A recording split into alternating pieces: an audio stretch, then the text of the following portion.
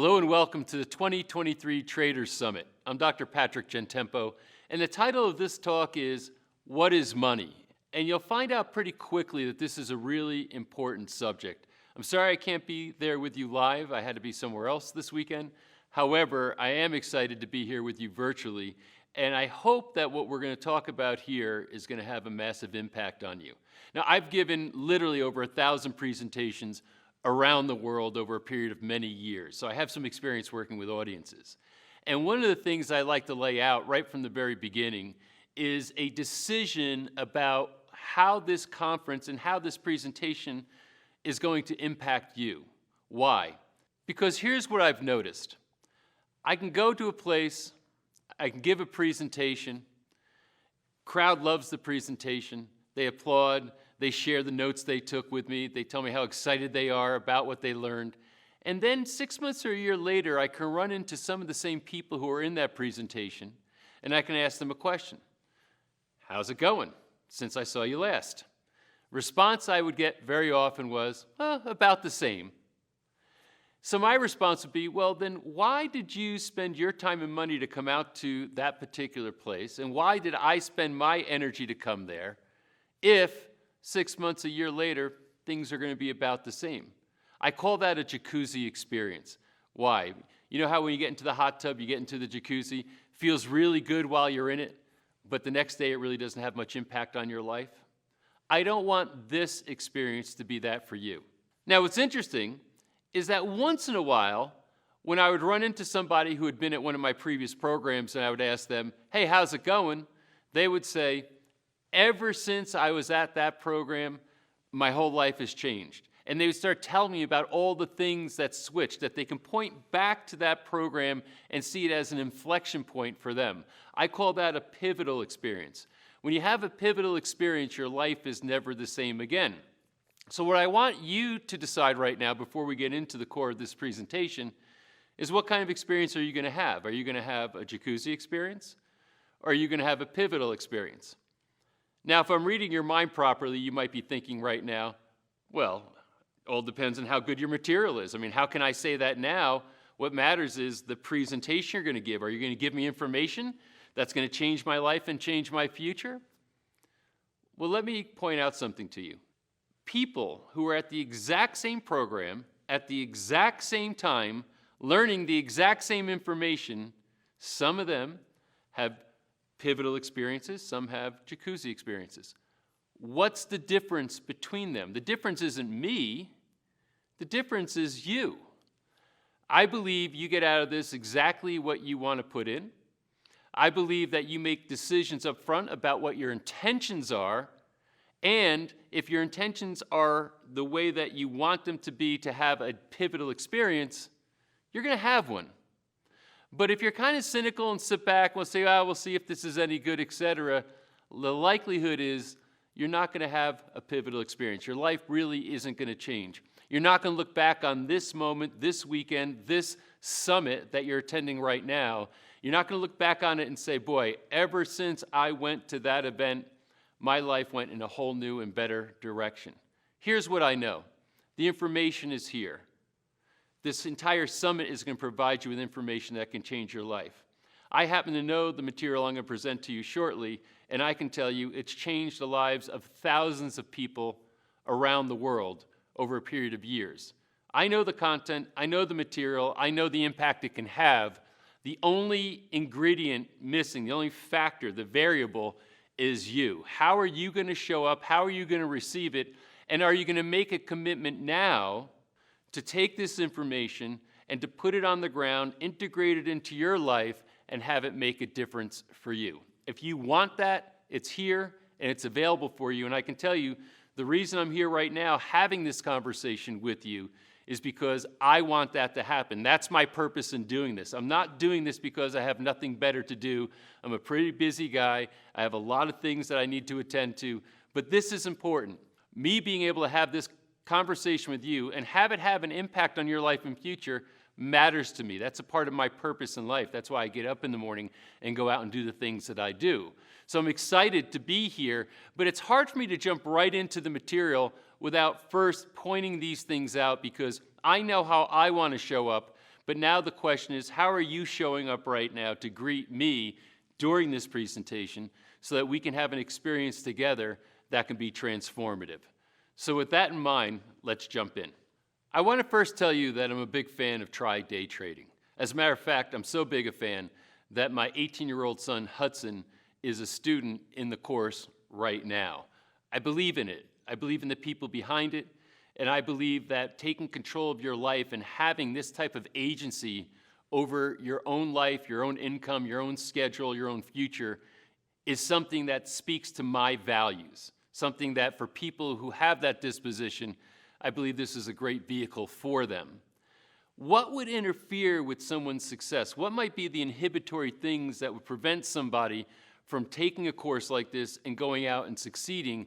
And I can tell you one of them is that they have contradictions in their philosophy around money, that they are conflicted internally about what money is. Is it wrong to want to make money? Is it greedy if I want to trade in the way that I'm being taught here for purposes of enriching myself, etc.? And I can tell you that the psychological aspects of success, of money, of all the things that touch what it means for you to succeed in this program are profound, and that working through these things can absolutely make the difference between uber success and wealth for you versus failure. So we're going to have a talk around money and the psychology and philosophy of money that I believe can be a foundation from which you can build extraordinary success. So let's start out by asking the question, what is money?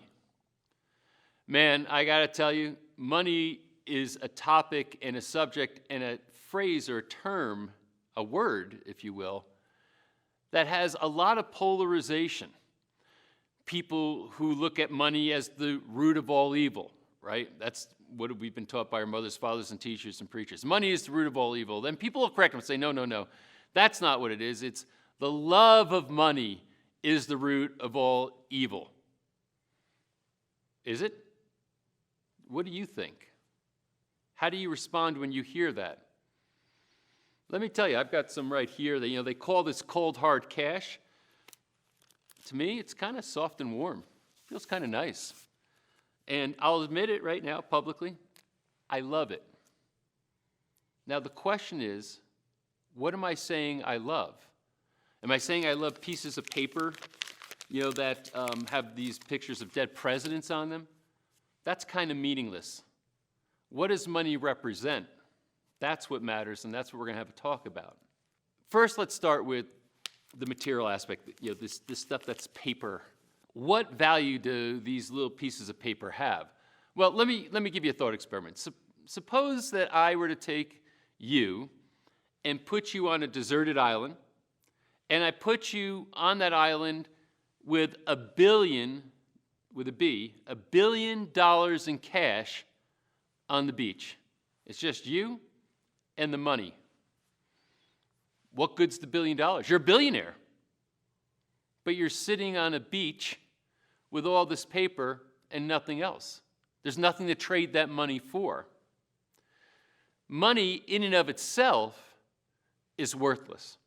What would happen if you got put on that beach is you'd probably maybe use some of that money for kindling to start a fire, but you're not going to sit around and count your money. You're going to be going into the island a little bit, looking for shelter, looking for food, figuring out how to survive. You're going to get busy working and producing, creating things of value like food, like shelter, and these types of things. You're not going to sit around and think about your $1 billion because money in and of itself has no value. What money represents, it's a medium of exchange. It adds efficiency to human beings being able to produce things of value or value create and then exchange money for those things. Before there was such a thing as money, if we were to do a little bit of a thought experiment this way, what would happen? Let's say that people just bartered. Let's say that I raise chickens, and Elliot, who's behind the camera over here, he makes shoes, and another guy over here, he builds houses. So I might need a new pair of shoes, and I walk up to Elliot and I say, "Hey, Elliot, how many chickens do you need for a new pair of shoes for me?" And Elliot says, 10 chickens. So I said, "All right, here's 10 chickens. give me a pair of shoes. Now, I need a new house. I got married. My wife's having a kid. I need a new house. So I go to a guy who builds houses. I said, hey, how many chickens do you need to build me a house? And the guy says, I don't need that many chickens.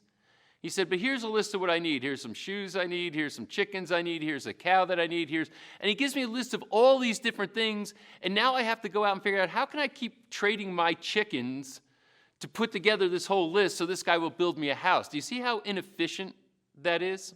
So what did human beings do? They got smart and they said, why don't we create these little pieces of metal or pottery, shells, they used all kinds of different things that became money or became a means of exchange. And the virtue of this is that prior to the existence of money, everybody had to basically do everything. Like I had to figure out how to clothe myself, how to feed my family. There was no real trading going on. Nobody could specialize. It was very inefficient. But now, once there's money in the equation, now people can do what they're really good at and focus on that all day and trade money for it and then accumulate money and use that money to buy other things that other people create. So the difference between money that is sitting on a beach where there's nothing of value to trade for it and money that exists in an economy or a society where people are working and producing and value creating, and now they start to trade that, the difference between those two things you could see is significant. So what is money? Money is a representation of human productivity, human value creation, human ingenuity, all those types of good things. So when I say I love money, I'm saying I love those things. I love value creating. I love when people have ingenuity and they figure things out and somehow it contributes to the lives of others. So money to me is a representation of human energy. That's what I love. I don't love little pieces of paper. I don't give a damn about little pieces of paper. What I do love is something that raises the standard of living for everybody in a society. That's what money does. Now, I spoke to a theologian at one point and asked him about the whole money being, the love of money being the root of all evil thing. And he said it's kind of a misinterpretation. If you were to really try to interpret it more accurately, it would say the lust for money is the root of all evil. That I would agree with. People who lust after money are trying to get it without earning it, without deserving it, by appropriating it. I kind of look at our government that way, quite frankly. They want to take my money and taxes, a large chunk of it every single year, and they squander it and don't create value with it. Well, I look at that as kind of an evil, but that's my own political view. You may feel differently. But ultimately, when people are value creating and they're rewarded by being paid money for the value they're creating, I think that that's an awesome thing. It's something that is fundamental to civilization. And if we didn't have that dynamic available in civilization, the way that we all live in civilization as we know it today would not exist. Of course, there's a lot more to understand around money, and people like to have societal debates about the poor and how to help them and, redistributing wealth for that purpose, etc. And I think as a mentor said to me some years ago, and it's a phrase that stuck, the best way to help the poor is to not be one of them. So my purpose in being here is to have you not be one of the poor. My purpose in being here is to see you get up every day, do what you do with your trading, which has a purpose, incidentally. There's a reason why markets exist, and it's very important that these markets do exist. And your participation in those markets is something that allows it all to function. And if you're good at it, then you deserve to be rewarded and you deserve to make money. And I'd like to see you make not a little bit of money, I'd like to see you make a lot of money. That would be a virtuous thing, because the best way to help the poor is to not be one of them. If you go through your entire life broke, what good are you to anybody else? Next, let me go deep with you here a little bit, because one thing that I've identified that I believe has been a barrier to many people to achieve financial success has been a flawed philosophy around money. Let me explain. For most people, what we've learned from our mothers, fathers, teachers, and preachers is that spiritual wealth and material wealth exist on a continuum. What do I mean by that? That means that as you move toward one, you're necessarily moving away from the other. In other words, if I want to become more spiritually actualized, more spiritually evolved, and I say I want to move in that direction, well, a lot of times what do people tell you? Well, you have to give up material wants or needs or desires. So I have to move away from a material experience and move more towards a spiritual experience. And conversely, if I want to become more materially wealthy, I want to get richer with money, then I'm going to be moving away from being a spiritually actualized person. It's kind of like you have to pick one or the other. And it's a hellish type of a contradiction to live in. Because who wants to make that choice? Do I want to be a good, spiritual, fulfilled person, or do I want to have a lot of money? I have to choose one.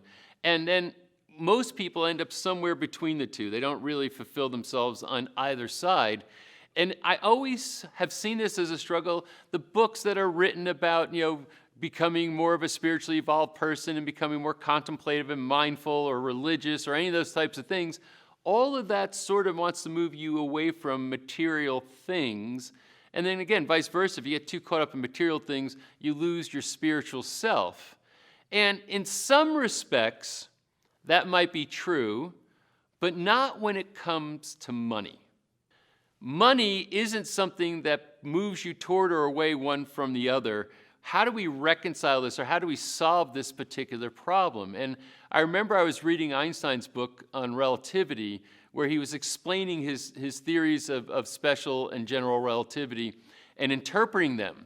Now, if you know the famous equation, E equals mc squared, so E is energy, is equal to m, which is matter or mass, right, matter, times c, which is the speed of light, squared. Now, c, 186,000 miles per second is the speed of light, so it's a very big number, and then you're squaring that, which is an enormous number. But basically, Einstein created this equation, which transformed our understanding of the world. It was an earthquake through the whole world of physics, that it really created this whole new view of reality. What was interesting is that when Einstein was talking about this equation in his book, he said, what my equation demonstrates. Now, incidentally, how cool would it be to have an equation? I mean, you're a real stud if you have an equation. So Einstein said, what my equation demonstrates is that matter, M, and energy, E, are both manifestations of the same thing. Now, let that sink in for a second. Matter, material, energy, spiritual, aren't on two ends of a continuum, but rather they're both manifestations of a common thing. So my takeaway from reading that and learning that is that I could have it all. That material wealth and spiritual wealth aren't things that conflict with each other, but literally are both manifestations of the same thing. And rather than living in a philosophy and a psychology that has me choosing one versus the other or one over the other, I now have a holistic view that says I can be completely fulfilled and actualized in a spiritual way, and I can also materially be very, very wealthy. That matter and energy are both manifestations of the same thing. And quite frankly, I think that's the only appropriate existence for a human being. I think one who tries to choose one over the other is going to end up in some respects unfulfilled in their experience. And that's not what I want for you. What I want for you is that you have it all. Now, I never said that this was easy. I never said that, oh, it's automatic just because now you understand this, you can have it all. It just starts with the very notion that this is even possible. And once you understand the possibility, now you can start moving toward the actualization of that possibility. Now, some people say to me, well, what about Mother Teresa? Mother Teresa took a vow of poverty, and she was one of the most spiritually evolved people to walk the planet in several decades. So she was someone who completely swore off material wealth and decided that she had a very strong spiritual purpose, and that's what mattered, and look at the impact she had in the world, et cetera, et cetera, et cetera. My response to that is this. Oftentimes, Mother Teresa flew around this world on private jets. Now, I don't fly very often on private jets. Most people never fly on private jets. Mother Teresa, in my mind, was a billionaire. Now, what do I mean by that? Just because she doesn't have the money in an account in her name doesn't mean that she didn't have access to great wealth to do her work.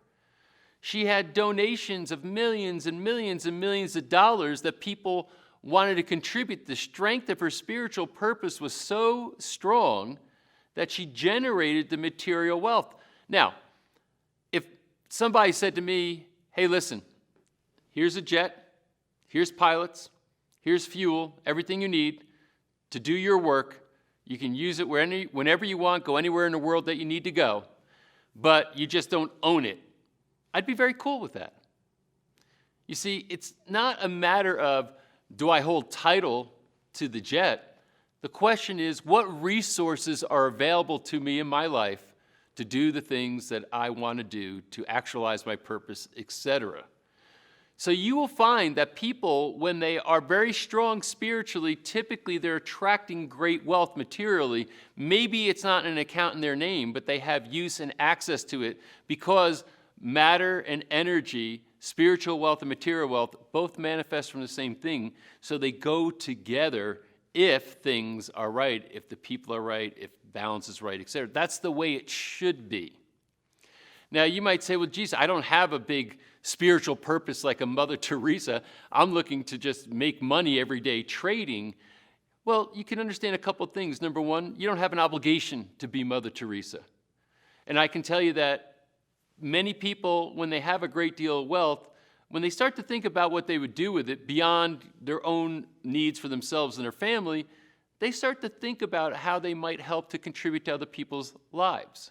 I've been in business, I've been an entrepreneur for many years. I've generated great wealth. And I can tell you that one of the things that gives me the most joy is when I can use that wealth in a way that can brighten other people's lives. It's just the nature of being. And I suspect that for you, as you're watching this right now, if suddenly you had a lot of money, you'd probably be thinking about some pretty good things to do with that money. You probably would be on purpose with it. I find that people who aren't, typically they don't hold on to their wealth very long.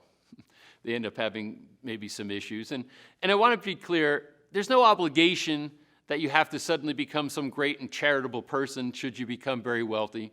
I'm just saying that you have the option to be, and again, the best way to help the poor is to not be one of them. The last point that I want to make here is that your rise, your ability to generate wealth, your ability to be successful is inextricably attached to your self-image, to your identity. If you don't identify as a person who has or should have or can have great wealth in your life, you never will have it. Life becomes a self-fulfilling prophecy. Now, the good news is what we identify with can change. I'm old enough to say that my identity has shifted so many times over the years, all the different things I've done, the 16 companies that I've started, the failures that I've had that made me feel like maybe I'm not worthy or I'm not good enough, the successes I have had that have been beyond anything that I might have imagined and created wealth for me, maybe beyond what I would have originally thought, etc. All those things along the way shape you. They kind of mold you into an impression of who you are. In my mind, the most important thing that you can do is, number one, understand that generating wealth and creating financial success is spiritual as well as material. Number two, that your identity is going to modulate or calibrate how successful you can become. And if you could take a step back and reflect on yourself, your own life, your own self-image, which has come from our mothers, fathers, teachers, preachers, friends, acquaintances, the people in our entire life. Maybe people said, don't bite off more than you can chew. Don't be something you're not. There's so many things that have been fed into our heads our entire lives. And I'm here to tell you that none of it is true unless you accept it as true. In the end, no one defines you except for you. And my book that I wrote called Your Stand is Your Brand, subtitle, How Deciding Who to Be, Not What to Do, Can Transform Your Business and Life. The reason I wrote the book is because of this very subject. Who to be, not what to do. So often people come to me and they say, geez, Patrick, I want to grow my business. I want to grow my wealth. I want to do X, whatever X is. What do I need to do? And I'll look at them each and every time and say, you're asking the wrong question. If you want to go from point A to point B, and you know what point B is, the question isn't what do you need to do to get from point A to point B. The question is, who do I need to be to get from point A to point B? Because once you know who to be, figuring out what to do is easy. What I'm saying here is that your wealth and your identity are completely integrated. And there might be times, for example, lottery winners. Have you seen the books or even seen some of the movies on this, documentaries? People who win the lottery, they go from being broke to having millions and millions of dollars, and then some years later, the money is all gone. They destroyed their lives and relationships. Money is energy, and it's a very noble medium. It goes to the people who attract it for the right reasons and have the wherewithal to be a steward of that money, and it goes away from people who don't have those attributes. How often have you heard about these great rich families, the Vanderbilts, etc., big fortunes that are passed down to children and grandchildren? Next thing you know, the fortune is gone. The kids are all derelicts. They never learned to create value. They never built any character. This is what money is. It goes away from people who are undeserved, and it goes toward the people who have. Now, it might be there temporarily, like I said. If somebody wins the lottery, they're rich for a while. They just typically don't stay rich unless there's someone who are up to the standards that that money requires. So if you can raise your standards, think about and maybe modify your identity, see yourself as someone who can be successful and wealthy, have that frequency that emanates from you, these things will translate into you being very successful in this program. So my wish for you is that for 2023, it's the greatest year of your life. My wish for you is that as we're heading into some financial turmoil, recession, etc., it's coming, no two ways about it. The thing I always remind people is that there were more millionaires made during the Great Depression than any other time in history. When things are volatile, when things are shaky, the people who step up with character, with ambition, with focus, with drive, they all benefit while everybody else goes and hides in the corner and waits for the storm to pass. So this is a year of opportunity. This will be a year of great opportunity. My wish for you is that you end this year in a much better position spiritually and financially than you started it. It's been a pleasure to be with you.